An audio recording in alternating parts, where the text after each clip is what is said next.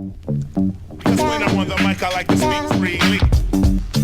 Okay, just so people know, I founded the B-Boy Summit. I founded it along with J-Love and Easy Rock. In that time period, with the music changing and the golden era of hip-hop, the music became slower. And it born a new dance. It birthed a dance that we was calling freestyle. At that point in time, the B-Boys was pushed out. Yeah. And in hip-hop, nobody was recognizing the b-boying element anymore. It's like we got no more love in our own scene, in our culture. So the idea to come up with the summit was so we could have something, because we didn't have anything. We weren't welcome in the clubs.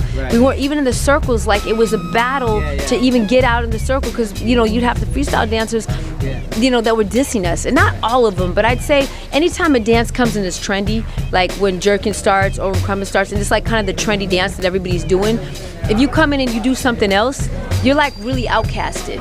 The idea was to have a hip-hop event that paid tribute to b-boys and b-girls. And Radiotron was a whole different vibe too. Everybody, people don't understand. I was talking to somebody about it last night. It's like, think about it too, that's when you had the whole breakdancing versus b-boying thing going on. And there was a lot of ignorant mentality coming out of certain influential people on the West Coast telling people, look, breaking and breakdancing is from here.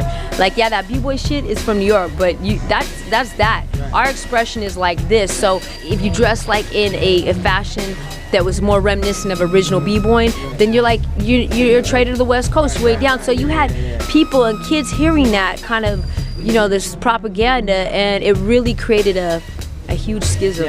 And it's kind of why after that too, it's kind of why Cross started freestyle such. So you got to understand, the music changed, so the dance changes. Things have a history, and no matter how things change, you have to understand the history of it. In the 90s, the mid 90s, like instead of like bringing it together like how it is now, it really separated it. Everybody was like, that's not b-boying, that's not this, that's not that, and people felt very alienated, and it made the scene kind of, it hurt the scene.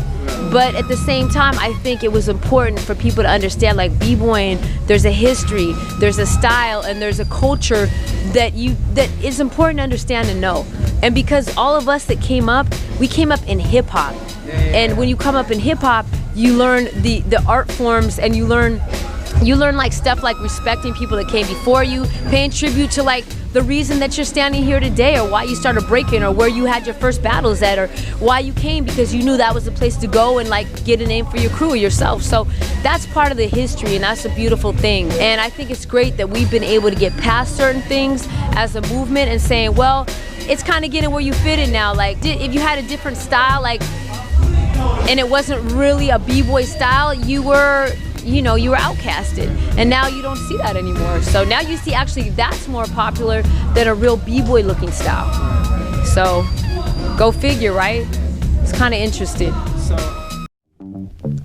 when I'm on the mic, I like to speak freely.